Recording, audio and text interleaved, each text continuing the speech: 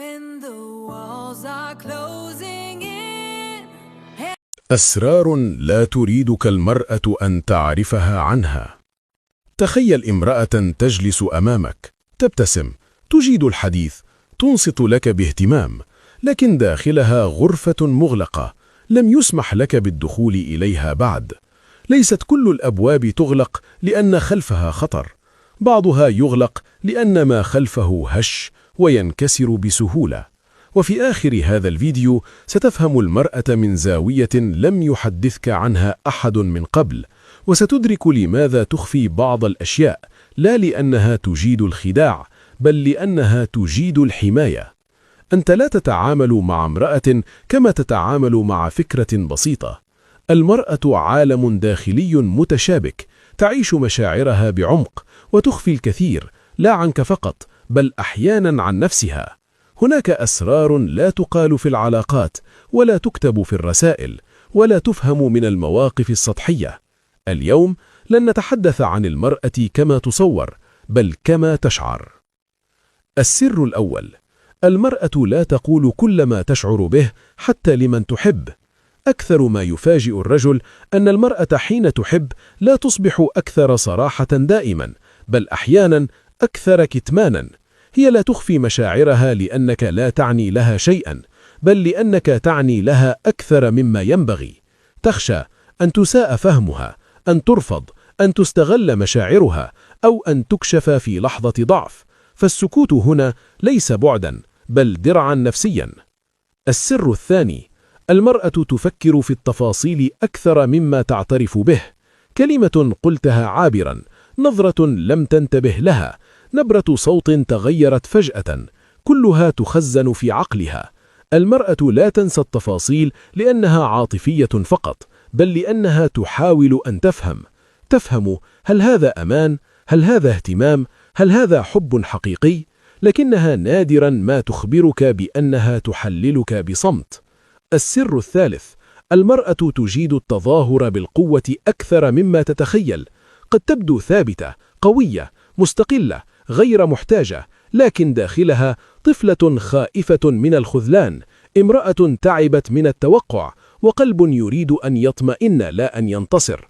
قوتها ليست إنكارا للضعف، بل محاولة للنجاة. السر الرابع: المرأة لا تختبرك عبثا. حين تتغير، تتراجع خطوة، تختفي قليلا، أو تناقض نفسها، هي لا تلعب، بل تختبر شعورا داخلها. تسأل نفسها: هل سيلاحظ؟ هل سيهتم؟ هل سيبقى ثابتا؟ الاختبار عند المرأة ليس فخا، بل بحث عن أمان. السر الخامس: المرأة تخاف من التعلق أكثر مما تخاف من الوحدة. قد تعتقد أن المرأة تبحث دائما عن الارتباط، لكن الحقيقة أعمق. هي تخاف أن تتعلق بمن لا يبقى، أن تسلم قلبها لمن لا يحمله، أن تراهن على شخص غير مستعد. لذلك حين تتأخر، حين تتردد، حين لا تبادر، فهي تحمي نفسها من ألم جربته من قبل. السر السادس: المرأة تريد أن تفهم دون أن تشرح كل شيء. المرأة تتعب من الشرح، من التبرير، من الدفاع عن مشاعرها. في داخلها رغبة صامتة: افهمني، دون أن أضطر لشرح نفسي دائما. وحين تجد رجلا يلاحظ، يصغي، يهدأ بدل أن يهاجم، فهذا عندها عملة نادرة. وقفة وعي. حل أول: إذا أردت أن تقترب من المرأة بصدق، لا تحاصرها بالأسئلة، لا تجبرها على الاعتراف، لا تقلل من مشاعرها، بل كن ثابتا، واضحا، وصادقا في حضورك. الأمان لا يقال، الأمان يشعر به. السر السابع: المرأة لا تنسى من جعلها تشعر بأنها مرئية. قد تنسى كلمات، مواقف، وعود، لكنها لا تنسى من أنصت لها بصدق، احترم صمتها، لم يسخف مشاعرها.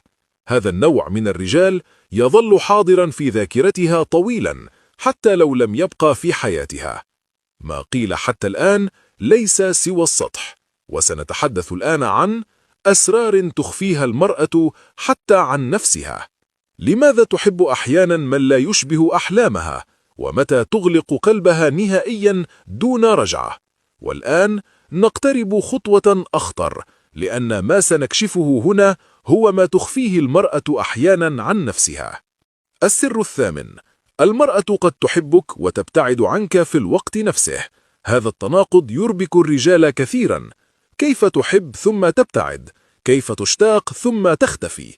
الحقيقة أن المرأة حين تحب بعمق تدرك فجأة حجم الخسارة المحتملة، فتخاف من المستقبل أكثر من فرحتها بالحاضر.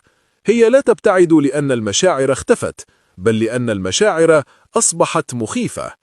السر التاسع: المرأة لا تختار دائما من يشبه أحلامها. قد تعلن أنها تريد رجلا ثابتا واعيا حنونا، لكنها أحيانا تنجذب لمن يربكها، يقلقها، يعيد جراحا قديمة. لماذا؟ لأن العقل يعرف ما يريد، لكن القلب أحيانا ينجذب لما اعتاده حتى لو كان مؤلما، وهذا سر لا تحب المرأة الاعتراف به. السر العاشر: المرأة تختبر حدودك أكثر مما تختبر حبك. هي لا تسأل دائما هل تحبني، بل تسأل بصمت: هل تحترمني؟ هل ستتجاوز حدودي؟ هل ستتغير حين تطمئن؟ فكل مرة تحترم فيها رفضها، لا تضغط، لا تعاقبها على صمتها، أنت تجتاز اختبارا نفسيا عميقا دون أن تدري. السر الحادي عشر: المرأة تراقب ردود فعلك لا كلماتك. يمكنك أن تقول ما تشاء، لكنها تنظر إلى كيف تتصرف حين تغضب، كيف تتغير حين تختلفان، كيف تتعامل حين لا تسير الأمور كما تريد. المرأة تؤمن بشيء واحد: الانفعال يكشف الحقيقة. السر الثاني عشر: المرأة قد تغلق قلبها فجأة دون إنذار، وهذا أخطر سر. المرأة لا تغادر في اللحظة التي ترحل فيها، بل قبلها بزمن. تغادر حين تشعر أنها غير مسموعة، تكرر الشرح بلا فائدة، تبرر مشاعرها أكثر مما ينبغي، وحين تغلق قلبها قد تبقى مبتسمة، لكنها لم تعد هناك. السر الثالث عشر: المرأة لا تنسى من خذل أمانها. الخيانة عند المرأة ليست دائما فعلا كبيرا، قد تكون استهزاء بمشاعرها، استجهالا متكررا، وعودا لم تنفذ، أو شعورا بأنها وحدها في العلاقة. هذه الأمور تسقط الرجل من داخلها حتى لو لم تواجهه. وقفة وعي، حلول حقيقية.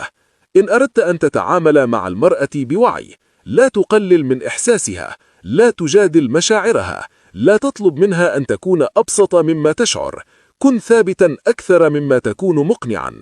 المرأة لا تبحث عن رجل مثالي، بل عن رجل آمن نفسيا. السر الأخير: المرأة تعطي فرصا أكثر مما ينبغي، ثم ترحل مرة واحدة. حين ترحل المرأة فجأة، أعلم أنها صبرت طويلا بصمت. هي لا تغادر عند أول ألم، بل عند آخر أمل.